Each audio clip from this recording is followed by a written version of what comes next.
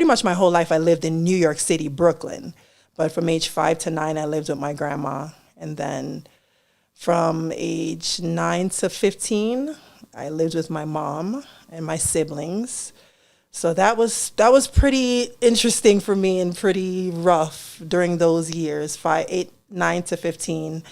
My mom's husband at the time, which is my sibling's dad, they were married, and he was on crack back in those times. And grew up seeing her pretty much every day being physically abused, physically punched, kicked while she was pregnant with my brother. Remember many days trying to help her, like, begging him to stop. We grew up without lights. In New York, you pay for lights and gas. So if you don't pay for your gas, obviously your gas go off. So many days growing up, not having gas for days to cook food, because my mom was on welfare. I'm already starting the waterworks. Yeah, my mom was on welfare.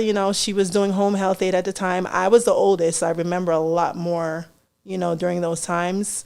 I remember many nights him coming, like, to get in, kicking the door down, and she would tell us to go hide on the fire escape, and, him beating the door down, calling her, bitch, open the door. So it was rough. He would sell our stuff, birth certificates, anything to get crack, clothes, TV. So it was rough. Like, there was times she couldn't afford diapers for my brother. He would wear our underwears. I remember cleaning up pee and poop. It was rough. Yeah, it's rough. Damn, that was a lot. It's so deep, so fast. Started out hot. Yeah. And heavy. Yeah. So you start out rough. And your first 5 years, though, you're with your father's side. Mm-hmm. And, okay, so Chinese and Jamaican, Chinese yes. and Jamaican. So, and those were great times, correct? I think I remember reading that those times were some of the best times you had as a child, right? As a child, I remember, yeah, growing up, I have very vague memory of my childhood from that, from 1 to 5 or newborn to 5. But the memories I do have, I remember walking in the gully. They have gullies in Jamaica, going with my grandma to work, her buying me, snacks and stuff, playing outside in the yard in Jamaica. So those were, I guess, more innocent memories for me, even though it was rough. My grandma said my grandma on my mom's side, when she came and got me, she said I was almost malnourished. You're just not eating right. Yeah, I wasn't eating right. She said I had pneumonia.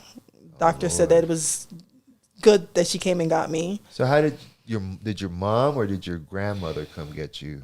My grandma on my mom's side. Your mom's because mother. My grandma, my dad's side, Miss Hazel, she had beautiful long hair from what I remember in pictures, green eyes. She got sick.